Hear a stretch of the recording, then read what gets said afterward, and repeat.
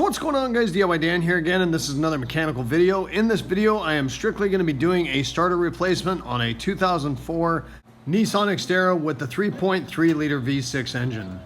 Now, I do have another video, and the icon will be at the end of this video if you want to check that one out. That not only includes the exact same footage of what you're going to see here as far as replacing the starter, but also goes over the starting circuit and how you can diagnose whether you have a bad starter or whether it might be another component in the starting circuit or possibly a bad connection or loose connection that might be giving you a no crank or a slow crank on your vehicle. So basically what I'm getting at is if you know your starter is bad 100%, then you should go ahead and watch this video to help you replace that starter. If you're not sure that you have a bad starter and it might be something else, you should click on that other icon, because that one could help you out on figuring out whether it's a bad starter, whether it's a bad starter relay, whether it's a bad neutral safety switch, and stuff like that. Now, that being said, this video is about replacing this starter on this Nissan 3.3 liter V6, so let's get to it. Now, I did get this starter off of Amazon, and we are affiliates of Amazon, so I will put the link to that starter in my description if you want to get it coming, along with some of the more or less specialty tools that I use to get this done. So I'm going to condense a long story into a short story real quick so you do have the back history on why I'm replacing this starter. My daughter had complained that she had an intermittent slow crank or no crank on this vehicle. She also mentioned that it would smell electrical when that would happen. However, when I went to crank on it or look at it with her, it would always start up fine, so I didn't really pay attention to it. Then it did it to her again at the house, and I was able to witness it. So I ended up digging into it a little deeper. We ended up finding a loose ground terminal on her battery. So right here, you can see that I'm replacing that battery terminal end and putting it back on. And because the positive terminal end wasn't looking much better, I ended up replacing that as well.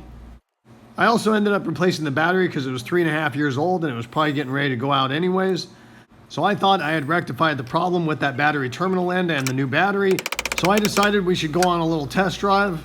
And the very next time we actually stopped, shut off the vehicle, went and did what we had to do, and then came back out, this is what happened. Try it.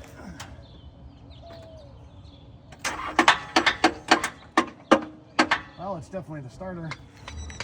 Which explains why my daughter was smelling an electrical smell when it would happen. So to make a long story short, we were able to stick that transfer case in neutral and I towed it back to the house. Right here, I was just pulling it up onto some stands so I had a little bit more room to work in order to switch out that starter. So the first thing you're going to want to do before removing the starter is go ahead and remove the negative cable off of the battery for safety reasons. This prevents you from grounding out while you're removing the positive cable from the starter. You can also remove the positive if you want to, but there's really no need to. So the starter on this 3.3 liter V6 engine is located on the passenger side of the engine right above the oil pan. Once removing the negative cable from the battery, then I went underneath the vehicle and removed the positive cable from the starter using a 12mm wrench. There should be a rubber boot that you need to pull up and off of that nut before trying to remove it. Once removing the nut, you should be able to just pull the positive cable off of that stud and leave it off to the side. You will also need to remove the exciter wire going to the starter. This is a smaller wire and it's easier to get to this from in front of the differential. Because I could only get one hand up and in this area, I decided to cut the zip tie that was holding the exciter wire to the larger cable going to the starter so I could pull it down a little bit, which made it easier to get it disconnected. This wire connection has a little plastic tab that you need to depress on the one side of the harness. And while squeezing on that tab, you need to pull the two wiring pigtails apart from each other. Once removing the exciter and the main positive cable off of the starter, then I went to remove the starter itself. These two bolts actually go through the bell housing of the transmission from the rear of the vehicle and into the starter.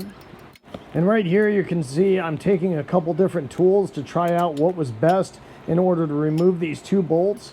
After trying about 3 different times, what I realized is the best way to get these bolts out, especially the top one, is to use a wobbly socket 14mm with about a 12-inch or longer 3/8 extension on it. Once you have removed those two bolts and verified that the main power going to the starter is off of the starter and the exciter wire is disconnected, you should be able to remove that starter from the vehicle. Now, that being said, I did struggle getting this starter removed from the vehicle because it was really tight tolerances between the frame rail, the differential, and the engine. And what kept happening to me is the pigtail end on the exciter wire kept getting stuck somewhere between the motor mount and the engine block. So what I ended up doing is just taking a pair of dikes and cutting that wire, and then the starter came right out from between the differential, the frame rail, and the engine. So right here you can see I cut that exciter wire and the starter came right out without a problem. Before ever just going to install the new part, I like to lay the new part right next to the old part and make sure everything is identical. And that includes making sure that the two starters are timed identically to each other. And what I mean by that is the solenoids are in the same location on both starters. You also want to verify that your mounting holes are in the same location and verify that the pigtail on the exciter is the exact same pigtail end. Once verifying all that, you can go ahead and put your starter into position. I found it easiest to put the backside of the starter up in first, then slide that kind of towards the front of the engine, and then pull it back towards the rear of the engine and put it in place into the bell housing. Once you've got it kind of set up in place, then you can go ahead and grab those two bolts and start threading them in by hand. Sometimes it'll help to get those bolts started if you keep one hand on the starter so you can kind of wiggle it or lift it up or down as you're trying to hand thread the bolt from the backside. Once you've verified that you've got both bolts started by hand, then you can go ahead and grab that long extension with the wobble and go ahead and tighten those down.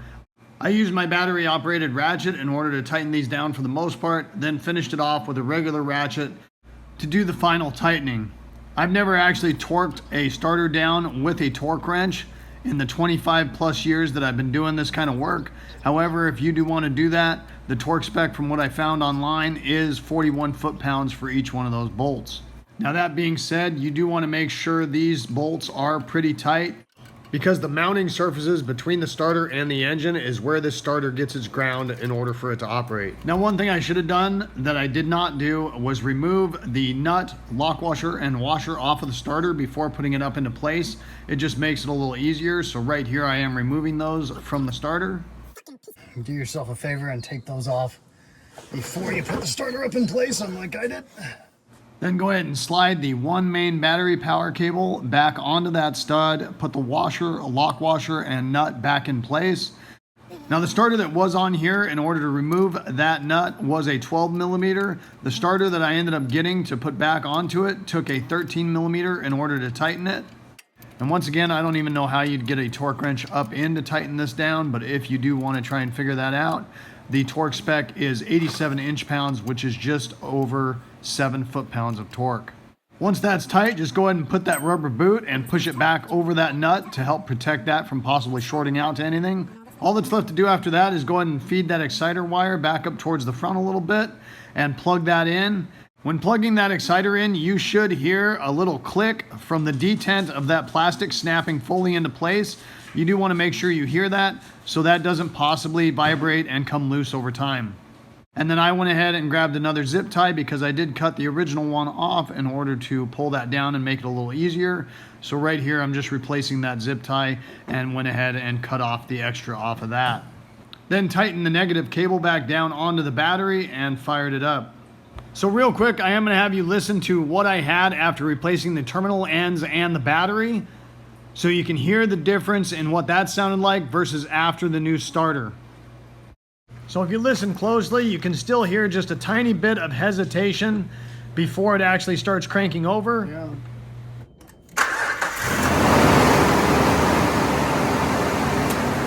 And then here is after I did the starter.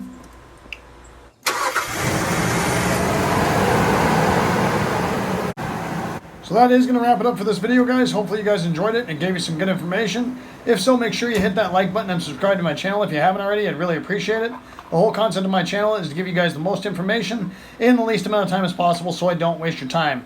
And I hope to see you next time. Have a good one. Later.